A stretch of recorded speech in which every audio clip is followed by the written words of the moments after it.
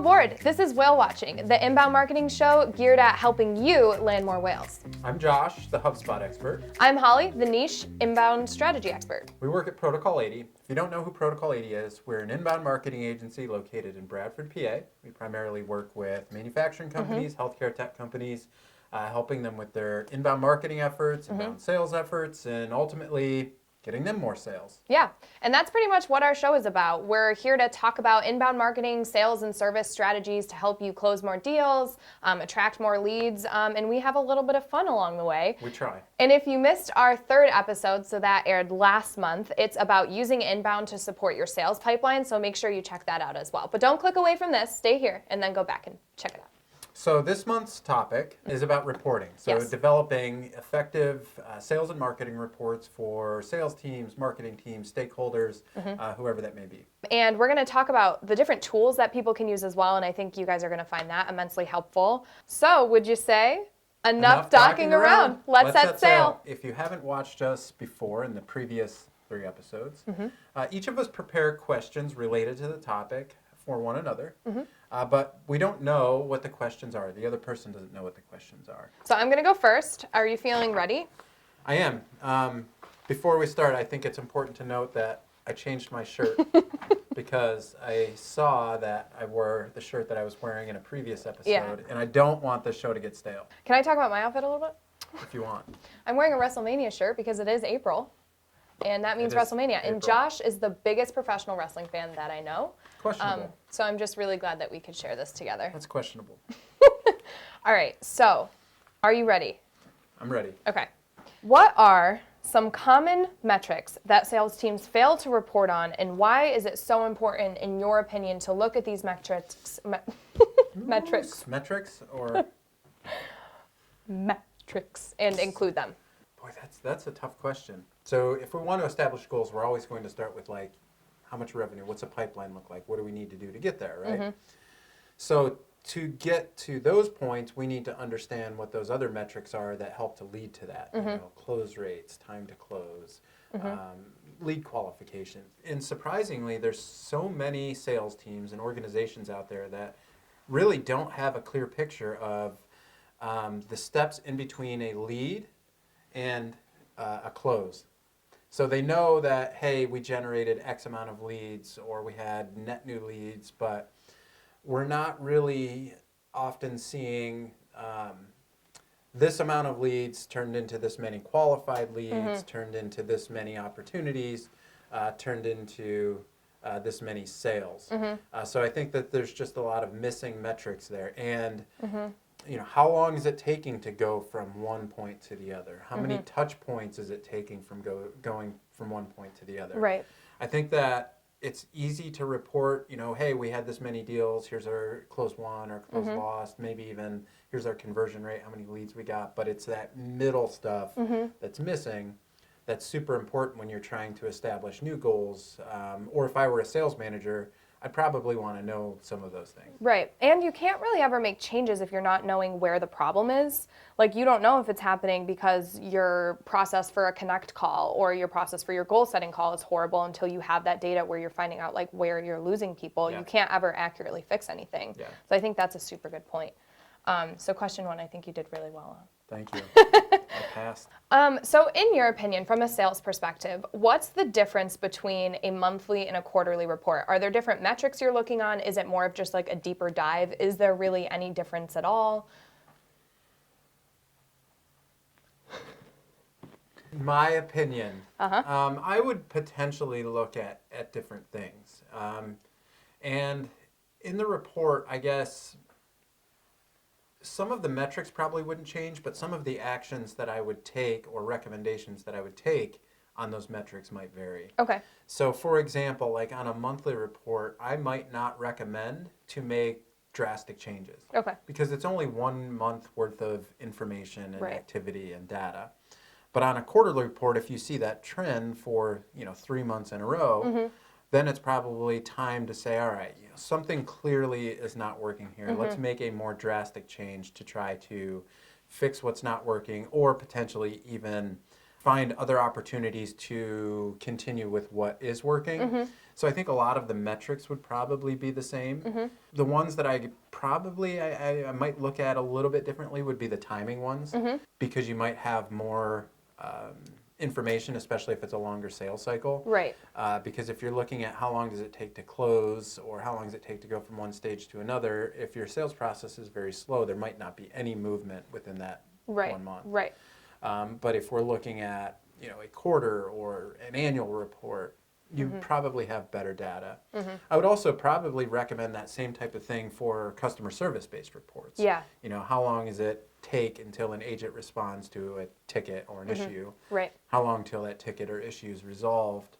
You may not have sufficient enough data to report on that in 1 month, but you might quarterly. And again, with the actions, you would take different actions based on 1 month's worth of data versus a quarterly report. I think that makes sense. So I'm going to give you 2 out of 2 for that one. I might pass. You might. In your opinion, what tools are crucial to accomplishing pipeline reporting? Or I guess sales reporting in general, but specifically kind of pipeline reporting. I figure there's probably more tools for that.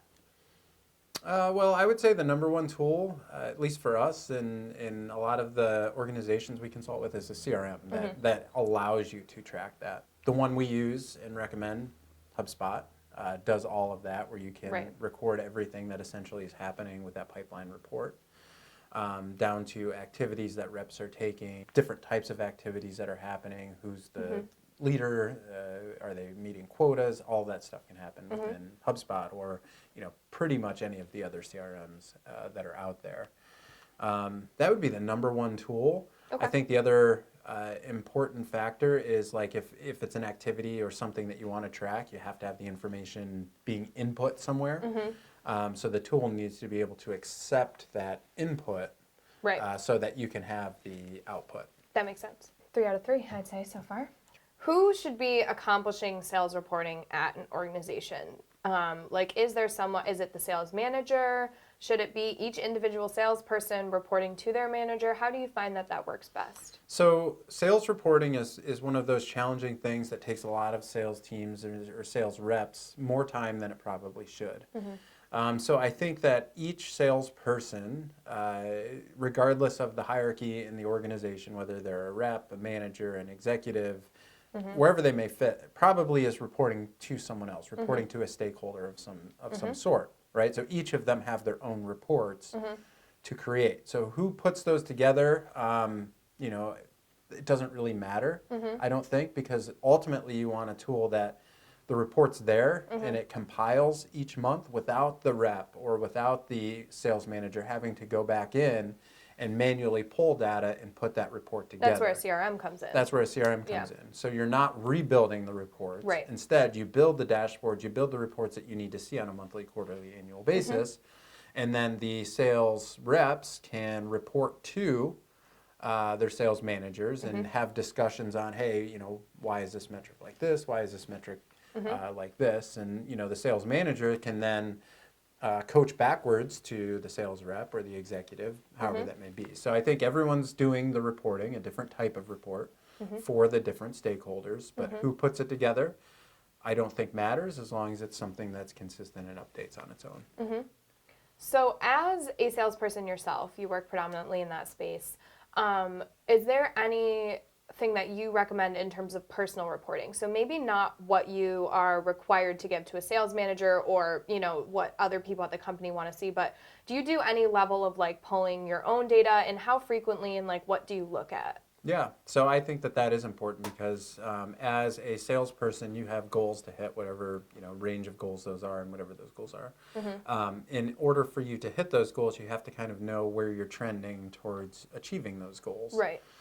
So you don't want it to be a surprise as to, I'm now at 3 days away from when I need to accomplish this goal, and I'm 87% of the way from actually achieving it. Right. So, I think it's important that reps themselves are looking at whatever's important to them, metrics that are important to them to achieve their goals on a regular basis. So for me, on a weekly basis, I'm looking at, where I'm at for our quarterly sales goals. How many opportunities do we have in the pipeline? What's the value of those opportunities? When's the last time I spoke to some of those individuals? How many new leads do we have? You know, a lot of those things that are important to Right. me achieving my goals. And I would advise the same to anyone that we're consulting with is know what's important to you, know how to find it, know how to easily access it, and ideally build those KPIs so you can just look at them as opposed to digging for them each time. That makes sense. So that was actually a compound question. So 4A and 4A, I'm going to say you did great. Nice. Is that Can- extra credit? Yeah, it's bonus. I actually also have one bonus question at the bottom, so there's an opportunity for double bonus, extra credit here. Could you give us an example of a time that a sales report helped you catch or fix an issue that was impactful to an organization, or a time that you were consulting with someone and a report was like, oh my God, I'm so glad we looked at this. Maybe we weren't looking at it before and now we were able to change this thing. No. Okay, fail. I mean, that's something difficult to think about. I think when we're going in and doing consulting on like a CRM onboarding and helping with that sales process, it isn't necessarily one report that's like a gleaming like issue or Right. whatever. Right. I think that as you talk through the processes, it forces them to think about things where improvements can be made, efficiencies can be made. And some of the kind of like aha moments are when they realize all of our activity is just in Outlook, or all of our contacts are just in Outlook, and it's not in a CRM. And what happens if that person wins the lottery and moves to a remote island of Hawaii, never to be heard from again? Right. Now you're digging through, messages and messages of Outlook, and you don't even know what to look for because you have to search for it. Right. But if it's in a CRM, it's there, you can easily access it, and you can see what the activity is, what the KPIs say, what the reports say. Yeah. So, yeah, I guess I can't say that it was looking at one report. It's just more looking at it holistically and helping them understand about their processes and about what metrics they might be missing and activities, so on and so forth. That makes sense. So kind of just the realization that like, shit, we're not tracking anything. So like we don't even know what's going wrong, and now we can actually see it of itself. When you're talking to an owner of a business or an executive and you say, what's your close rate, what's your average close rate, or how long does it take from a sale, to see their face when they realize, well, I don't know that, you can tell that they're a little bit embarrassed, and maybe rightfully so, or maybe it's just the understanding, we can fix this, we can have a better understanding, and we can better plan for the longevity of our business. Yeah, definitely. Quick sidebar. I think it's really interesting that whenever we talk about scenarios where like someone would no longer be with us or on a team, you always use the example of winning the lottery and like moving to some fun exotic place. I always say hit by a bus. Yeah. And I don't know what that means. I just thought that that's worth maybe throwing out there. So I guess funny story, in selling with Donnie, my business partner here at Protocol 80, the CEO, he always wanted to make it positive as opposed to negative, and nobody wants to imagine their coworker or president getting hit by a bus. Yeah, I'm going to try and make that shift, but I think that's what's fun about the show, right? We've got a little bit of dark going on. I guess. All right, so that's 5 out of 5, and then I do have one bonus question. I thought that was the question. No, that was just a sidebar. So now I get a bonus. Triple bonus. Yes, triple bonus, yeah. Okay, so overall, in both the sales and the marketing space, or the service space, really wherever, what is your best advice? Like, what's something maybe you tell our new employees when you're teaching them to report? What's something that you consult on? Like, if you could only get one thing out of your mouth before you win the lottery or are hit by a bus, what would you be like? You have to know this thing about reporting. I said this earlier, but I guess I'm going to revert back to this because I've been asked to build reports that aren't possible because the data's not there. Like, I can't build a report if I don't know the output, right? Right. So I actually learned this, or not that I learned it, but the realization from Oscar, our former HubSpot CC. Hope he's doing well. I believe he's doing well. I'm Instagram friends with him now, so I'll have to shout him out on the IG. Definitely. Is he a fan and follower, do you know? Probably not. Oscar, be a fan and follower. So anyways, what he said is, if you want to report on something, you have to have the input.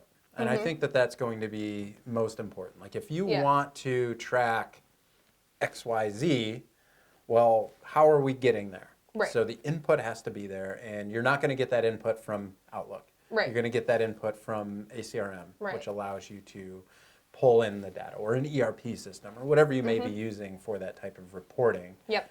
Got to have the input to get the output. That makes sense. So I think you answered all the questions and 3 bonus ones. I don't know if there's anything. I feel like we should just end this show. I've got nothing to say, nothing to add. That's all right. Well, I'm ready to ask you questions. Okay. But regretfully, you asked me the first question that I'm asking you. Well, I'm talking about the marketing side of things, so it might still be different. Maybe. So do you look at the same KPIs monthly, quarterly, yearly, or are they different between the different reports that you're pulling together? Both, kind of. So I think what you said is very much, like, you have to be measuring at least some of the same KPIs. Like, you can always go deeper in a quarterly report, but you have to be looking at the stuff you're also looking at monthly so you can pick up on long-term trends. But I also think during the quarterly report, we tend to dive deeper as well. Like, maybe instead of looking at the top 5 blog posts that performed well that month, like maybe we're looking at the top 10 or 20, because that might give us actionable next steps to map for next quarter's content. So I think it's sort of the same thing, where it is the same KPIs, but you might be looking at a little bit more, going a little bit deeper, because now you're looking at making decisions that's going to inform your next quarter. And you can't really do that, like you said, off of a month's worth of data. You're looking more for trends and that kind of thing. Okay. So, I mean, if you want to steal my answer, that's fine. It's the truth. All right. So I like this next question, and I'm curious because I did reporting for a long time, marketing reports, whatever, sales reports. How do you get yourself into the mindset of the analysis part of the report? So looking at the numbers and saying, here's my analysis. How do you get into that mindset? Well, something I think is helpful is whenever I'm doing a report for one of our inbound clients, monthly or quarterly, I'm blocking off a chunk of time where my intention is to complete the analysis for the whole report. So I make sure that it's not like, I'm going to start this, then I'm going to go to a meeting, then I'm going to have lunch, and then I'm going to do this thing, and then I'm going to come back to it. As much as is physically possible, I try and be like, okay, Monday afternoon, I'm sitting down and I'm looking at this thing, and I just completely immerse myself in it. I'm looking at their data, I'm looking at their, that's all I'm focused on. If I can be like alone in my office, that's perfect. Like, try and reduce interruptions as much as possible. And I think that that's like the number one way that I get in that analysis zone, is just total immersion. Like, I am doing only this thing, and I feel like that's when I can kind of unlock more creativity or more ideas, because I'm just so like entrenched in it, and my mind isn't like subliminally thinking of like what's next on the to-do list also. So that's kind of like my number one tip for getting in that zone, and also making sure that like I'm looking at the data in different ways. So not only am I looking black and white, okay, it went from 3,000 visits to 4,000 visits last month. I'm also looking at that. What does that look like on a graph? What does that look like on a graph over 6 months? What does that look like on a percent level? And I think tossing the numbers around in your brain is an easier way to analyze if you're looking at it more than just like black and white. Those are kind of the 2 things I do to make sure that I'm like really in that analyzing zone. Good. I think that's great advice for someone. Just block off that time. Yeah. Immerse yourself so you have the full understanding of what happened. So this is tied to the same question. What types of questions do you ask yourself when you're looking at the data? And you kind of answered this, but maybe you can go a little bit further into that. Yeah, the first one, the big one, is why. Like, why did this happen? Why did this increase? Why did this decrease? And then like, where did this come from? Can we replicate that in the future? What happened as an effect of this? So, if traffic increased, like, did this also impact conversions? And then like, those are kind of the 3 main ones that I'm looking at. Like, obviously also like, when did this happen? You're looking at timeframes, but those are kind of the 3 big ones that it's like, for every action, every number I'm looking at, I should be able to answer those 3 questions.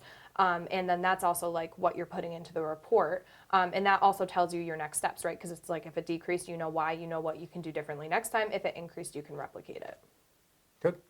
I'm not going to tell you whether you're right or wrong till the end. Like, I'm one of those teachers. Oh, I'm right on the edge of my seat. I felt much more comfortable knowing that maybe I answered the question appropriately as we went through, but I'm making this on edge. Okay. What are your favorite reporting tools? Your favorite ones that maybe our viewer can take away and understand and use? I really I don't want this to sound biased at all, but I don't know what I would do without HubSpot. Just the closed loop reporting for me as someone who works on almost all of my accounts are true inbound marketing where we're doing email, social, PPC, website, we have our hands in all these different channels.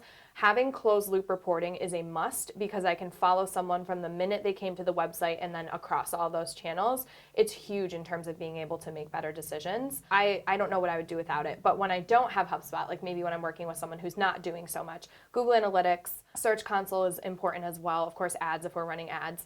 And then from a keyword perspective, SEMrush is our favorite tool that we use for that. And then also, I use a handy little percent calculator, just like I said, so that we're looking at those numbers percent increase month over month, and I'm not relying on doing hand math. I have a handy little tool that I pin. It's really easy to do percentages on your hand, though. Physically on my hand math. No, and I'm sure that most people probably use that, but that's I don't know what when I go to do a report, I pull up HubSpot, I pull up SEMrush, and I pull up my calculator, and that's my 3 monitors, and then I go. Yeah. That's good. You may sound biased as well, but I love the HubSpot reports tool. Yeah. Being able to do cross-object reports, easily pull together custom reports, and then there's a report library. Yep. I just wanted to add one thing as an old school reporter, Excel. I still use it, even though a lot of times I'll have the data. Got to go back to trusty old spreadsheets at some point in time. Now it's Google Sheets, not so much Excel. Yeah, and I know you hate the way I do spreadsheets. I hate it. This is a big bone of contention. You're learning, because though. I am. And they always look really nice and they make sense to me. But just you can't do literally anything no one else. with the data because you would have a letter that's in the number field, so you can't calculate anything when there's a letter in there because letters don't mean things. Yeah, but it makes sense to me. I always get there, All right, so to continue with my question, 3 straightforward, simple tips for our people on building a killer report for stakeholders. Okay. Not actual stakeholders, but you know what I mean. Not butchers. Yeah, thank you for clarifying. I was about to go into, the steak numbers. So 3 tips for preparing those? 3. Simple? Simple tip. Okay. So whoever's watching can go back to their boss and say, I learned these 3 tips. Here's what they are. Oh, shit. Okay, it has to be that good.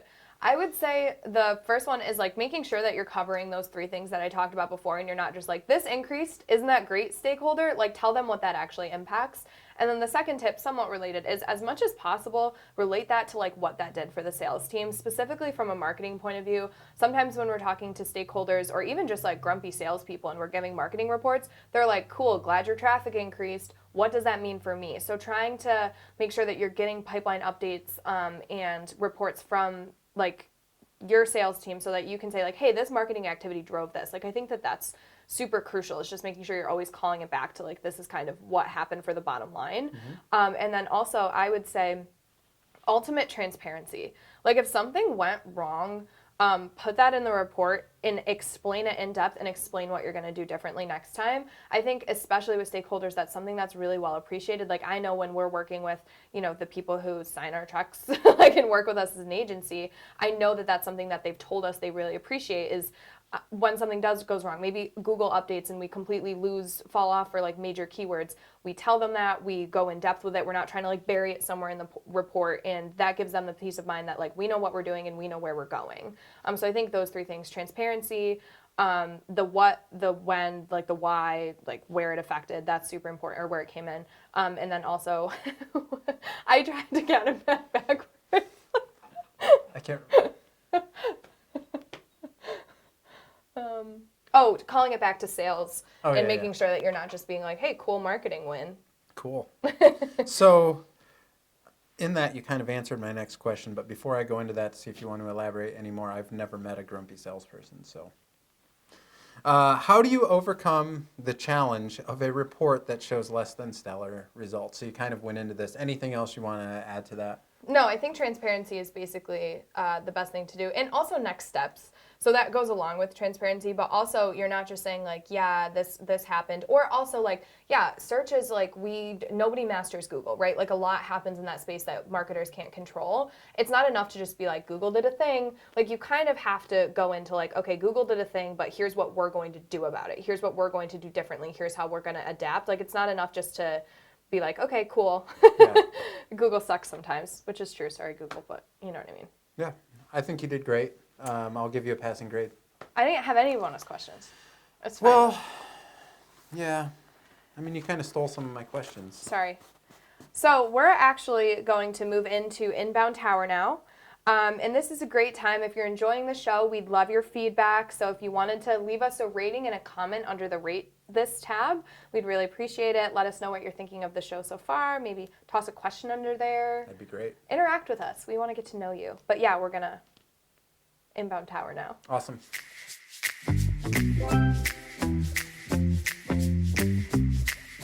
All right, so this is Inbound Tower.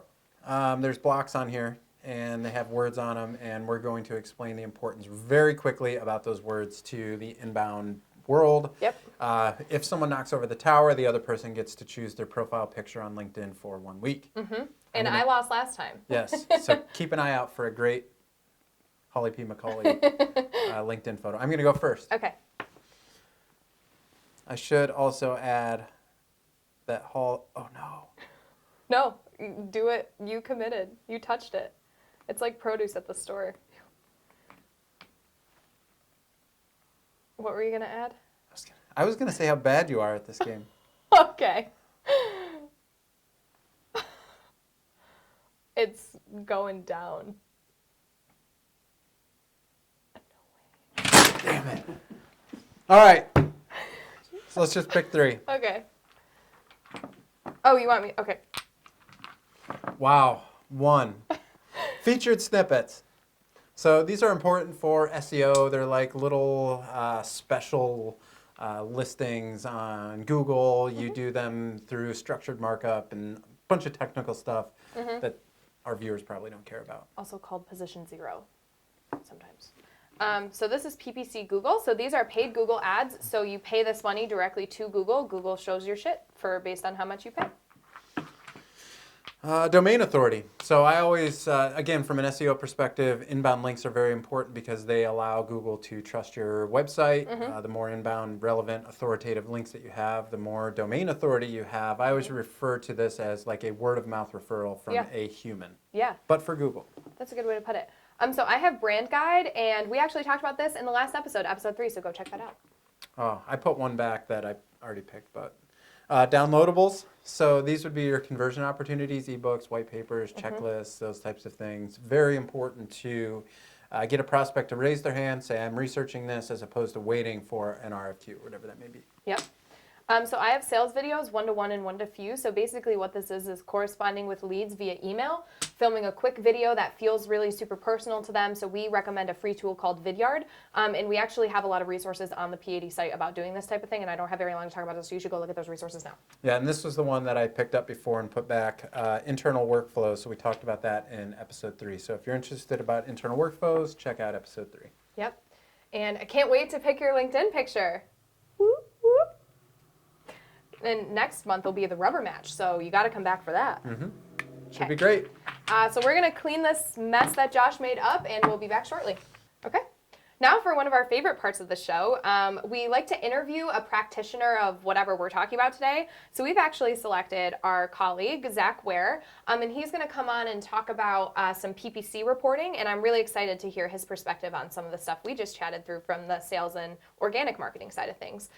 So we actually filmed this on Zoom. So without further ado, let's roll it. All right, so we're here with our guest interviewee today, and our guest interviewee just happens to be Zach Ware of Protocol 80. So Zach, can you tell us about your role at Protocol 80 and what you do on a day-to-day basis? Yeah, absolutely. I work with a lot of SEO and PPC clients. And in short, what I try to do is I try to help them rank better on Google and Bing for both organic and paid traffic. So anytime a client has a website that isn't ranking too terribly well, or they are ranking pretty well and they're getting some traffic, or they just want to subsidize it with some paid traffic or paid leads, That's where I come in. Got it. When your clients are talking to you, what is their ultimate end goal? Is there goal for rank, or does the rank support something else? The rank definitely supports something else there. So every client's going to be unique, and they're all going to have different goals, but it all boils down to just about the same one, and that's leads. Every single client wants leads. They want to be able to reach out to a prospective buyer, to a prospective client, and say, "Hey, I saw you converted my site. What can I do to help solve your pain points?" Awesome. And ranking better in Google and Bing means that you get more traffic, so that you have more people to reach out to. People use Bing? Some. So cool. We They're appreciate there. the inclusion. Yeah. It's There are 2021, dozens of gotta them. include. So what was something that you didn't know about reporting when you first started that has now kind of become an unconscious practice when you're doing your report? Well, there's a lot I didn't know about reporting when I first started. I think the biggest thing was just not knowing where the heck to go to get the data that you need to answer your client's questions. So there's a whole slew of different reporting tools that you can use, Google Analytics being the biggest one that I use on a nearly daily basis, hopping between, excuse me, Analytics, Google Ads, Google Search Console, maybe Google Tag Manager if things are tracking properly. Knowing where to go to get that data that you need is a massive hurdle to overcome. And then kind of building off of that, how granular do you have to get with your data? So I think we've all had clients that say at a very high level, "Hey, I just want these nice high level KPIs. Just explain to me in passing what's going on." And that's almost never the case when you actually sit down and go through the report with them. They're always going to have questions. They're going to want to know not just what's going on, but why is this going on and what can be done about it. You know, if things are going well, why are they going well? How can we continue to capitalize on that? If things aren't going well, why aren't they going well? And what are you, or me in this case, going to do about it? That's one thing that I really wish I would have known when I first started doing reporting is, you know, you can give them A, B, and C, but have D, E, and F in your back pocket ready to talk about. So it would be similar to like I have a plumber or an HVAC guy come to my house, and I'm like, I just kind of want to know what's going on. But then they start to work, and I'm like, well, why are you doing that? Or I get the bill, and I'm like, well, what's this? What's that? What's this? Yeah, exactly. Yeah, makes sense. So talking specifically PPC or pay-per-click in this case, what do you think are some crucial elements of a great PPC report? I think a great PPC report is only as good as the format that you create. The three key elements, KPIs or widgets or anything else aside, need to have what happened, why it happened, and what you're going to do about it, or what's next. So that's something that I just spoke about, and it comes up time and time again. But I think if you can get those three things in place, what happened, why it happened, and what's next, all of your KPIs, all of your charts, all of your graphs, and all of your analysis will fall into place naturally. So you recommend then kind of presenting that data in different visual formats to clients? Do you find that that tends to be more effective than just like words? Yeah, most definitely. People want to see the charts. They want to see the graphs. It's much easier for them to understand and conceptualize at that point. And for you, are you more of like a pie chart or like a bar chart, maybe a line graph? What's your preference in graphs? I love a good line graph. Okay. See that data stretched out over The more 18 you know. months, you know exactly where we've been and you know where we're going. Hell yeah. And now these are people passionate about reporting, as you can tell. I think we talked about this already in terms of what reporting tools you can't live without. I know you mentioned analytics being a big one. Are there any other tools, even as much as like you always need a strong cup of coffee? Like for you, what's kind of the things that you can't go without when you're putting together a report? So I'm glad you said the strong cup of coffee, because you've always got to have a strong cup of coffee whenever you do anything with reporting. Yep. But that first and foremost, you've always got to have Google Analytics. I can't think of anything more than a maybe 2-day stretch, weekends excluded, in the past couple of years that I haven't been in analytics.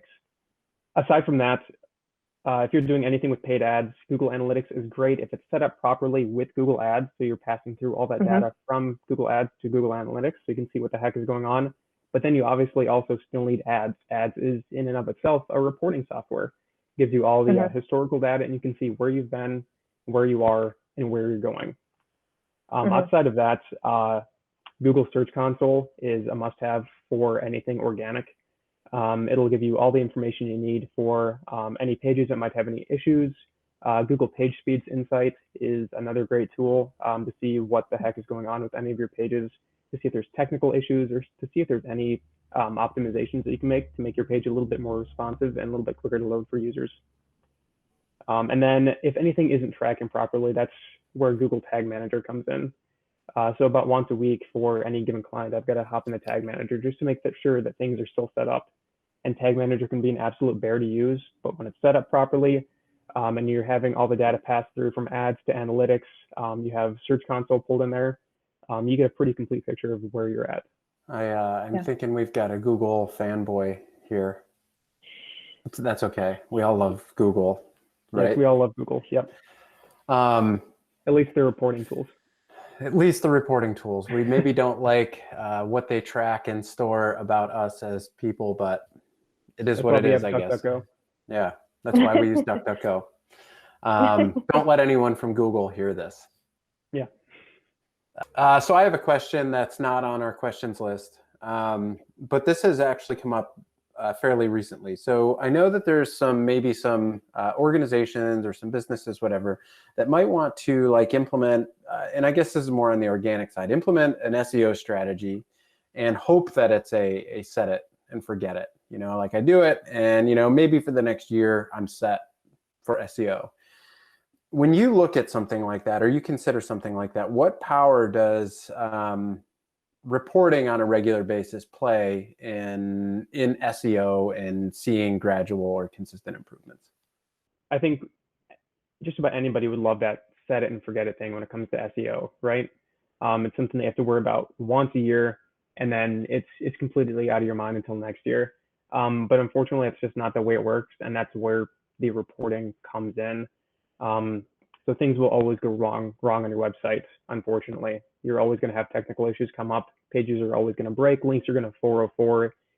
Image optimization might not work properly. And as you build out new pages on your website, you're going to want to know what is going on with those pages.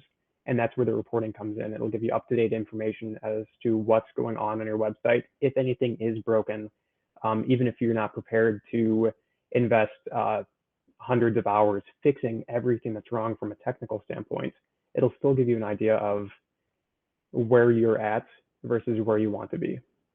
So I think this is the last question we have, unless Josh has I any have more one more ones. after this one. Okay. So this is the second to last question for anyone keeping count. But what is your number one tip for someone you feel is struggling with really kind of diving deep and providing detailed reports? Maybe someone who's just comfortable being like, yeah, I pulled the numbers. I don't really know how to go deeper. Do you have any tips for them? Yeah, keep asking why. So you have a number, ask yourself, why do you have that number? So for instance, if you have a website and you have a 10% drop in traffic month over month, well, it's not enough to say, hey, traffic dropped off. There you go. Do with that information what you will. You have to ask yourself, well, why did the traffic drop off? When you start digging into it, you might say, okay, well, this one page got fewer impressions and fewer clicks. Great. But why did it get fewer impressions and fewer clicks? Then when you dig into it a little bit further, you might notice, okay, well, my average position increased. I was on page 1, now I'm on page 6. You want to know, well, why did my average position increase? Why am I now on page 6? When you start digging into that a little bit further, you might be able to determine, okay, well, some new competitors entered the market and they're ranking better than me, or these couple pages, there's something fundamentally wrong with them. These links are broken, the meta description got all screwed up, the SEO titles just for some reason completely deleted themselves. The content on the page just isn't up to par. And then from there, you can ask yourself, okay, well, now what can I do to actually solve that problem? So it's why, what? So after you keep digging down a couple levels, 4 or 5 whys deep, then you actually have an understanding as to what's going on at a very, very ground level. And you can develop a plan of attack moving forward to address the issue. I think that's awesome. And I really appreciate the way you speak about websites as this like ever breaking enigma, because I feel like sometimes that's something that people don't necessarily grasp is like, sometimes things will just break. Keywords will fall off, like metas and stuff will just goof up. Like it's So really kind of like you said, digging into that why, because if you're not doing that, then you're not going to maybe catch those things that's going wrong. So it can be so important. I thought that was a great point. Yeah, we like to think of the different widgets that we use in our different plugins that we use in our different CMSs as infallible, but they're not. Just software. Software will inevitably break in some way, shape, or form. If the user has access to it, it's going to break. Yeah. So Zach, that's all of our questions, I think. We'll take anything else offline. If someone wants to get in touch with you, how can they do that? The best way to get in touch with me is to send me an email directly at zachw@protocol80.com. And can you confirm if that's ZACH or ZACK or ZAK or ZAC? Or Personally, the I'd like to see the person try every variation that they can think of, because if they really want to get a hold of me, they'll put in the effort. It's ZACHW@protocol80.com. Awesome. Thanks, Zach. We appreciate you being our guest today. I hope it wasn't too painful. No, it was a lot of fun. Thanks for having me. Thanks, Zach. Thanks. Bye, guys. All right, thanks again, Zach. That was a great interview. If you'd like to get in touch, you can find his LinkedIn profile URL in the attachments tab, or you can email him at zachw@protocol80.com. Or if you'd like to be a guest on one of our future episodes and you're a practitioner of something related to things we talk about, email us at whalewatching@protocol80.com. This is our last segment of this show, and it is called Closing Thoughts. And if you walked away to stir your Annie's mac and cheese or like check on your kid or whatever, we're going to talk about kind of our main takeaways, our closing thoughts, if you will, kind of like what we really hope that you got from this episode. What would be your main takeaway about reporting? Look at trends over time and ask the questions of like, why'd this happen? What are the next steps? I think really diving into that. And I really liked your tip about setting aside an amount of time that you can dedicate yourself to. I'm doing this report, I'm compiling this analysis so that you can really understand the big picture and not be distracted by other things. That was my big takeaway. Yeah, I thought that your output-input tip was great. I never really thought about that. Like, you can't report on something if you're not tracking it at all, so I thought that was really good. And then also just transparency, making sure you're going into depth. I think that's the bottom line. Like, reports are useless to everybody if they just say, hey, here's what happened. Yeah, agreed. Overall, I thought it was a good show. I hope that our viewers have a lot of great takeaways. If you have questions, as Holly mentioned before, put them in the Bright Talk below thing, and we'll answer them. Yeah, and our next show is May 20th at 1 p.m. Eastern, so make sure to mark your calendars. And we just want to, as always, thank Deb Calvert and her team at the Sales Experts channel. They're great. And Deb and Carla and the team over at the Sales Experts channel are putting a lot of hard work into this. Absolutely. It's greatly appreciated, and a ton of great content out there. Yeah, absolutely. So on that note, thanks for watching, and we'll see you next. No. Yeah, we'll see you next time. I'm not doing that. Why can't you? This is the scene. How they're not going to know the fun because Okay. we'll see you